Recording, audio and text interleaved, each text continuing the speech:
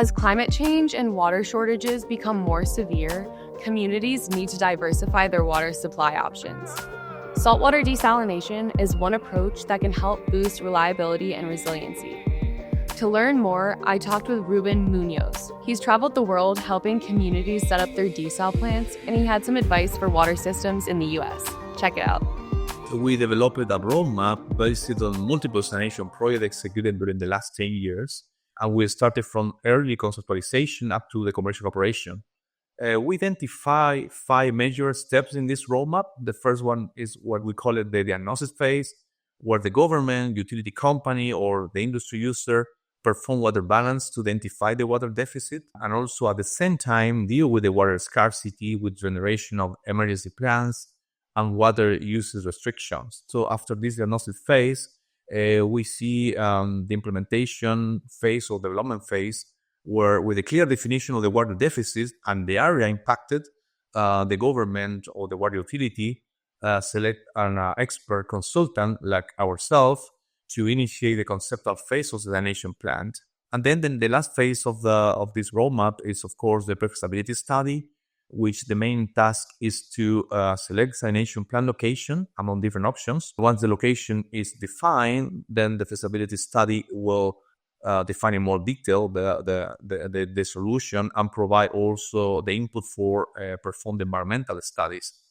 And the last stage of the roadmap, if of course during the implementation, is the procurement strategy. We have been also involved in that kind of phase. And the last part is the after obtained environmental evaluation, we start construction. And this is the typical way we implement desalination plant worldwide. Can you tell us about the role that renewable energy can play in powering these plants? Are there any international examples that come to mind? We have a recent experience in Jordan desalination plant, which is so-called a national conveyor, that we supply 300 million cubic meters per year of desalinated water. And this project is implemented under Build, Operate, and Transfer, BOT approach. And the project finance requirement was required to achieve a not to exceed target of CO2 emission, which required the installation of more than 200 megawatt of solar renewable energy, which represent approximately 30% of the power demand of the project. And the power supply of this desalination plant will have connection from the renewable energy source, but also will have connection from the power grid in order to supply the rest of the energy and also ensure a high reliability of power supply. In your experience working on international desal projects, how are those clients managing their costs? So the larger the production of desalination plant allows to reduce the water tariff.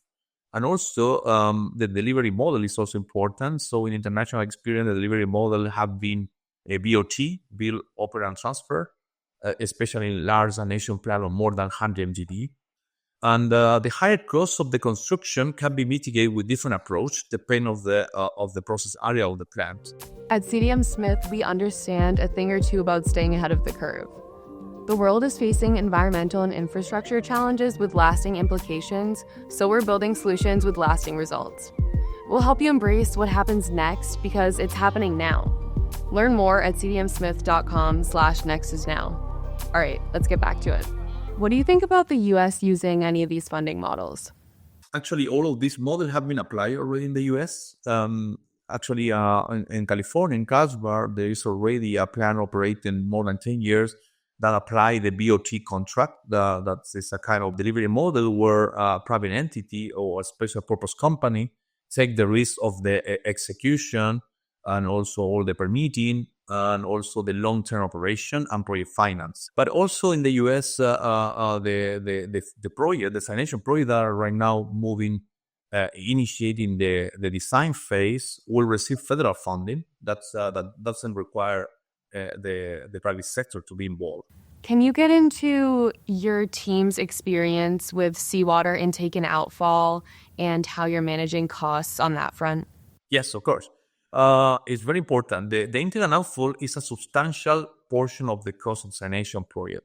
Selecting the best location by studying different construction methods for the required intake capacity and a specific site condition is a key cost optimization.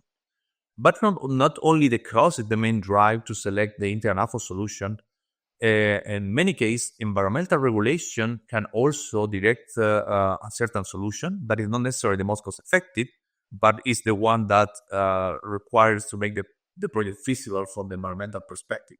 What advice would you give to a community or a policymaker that's interested in desalination?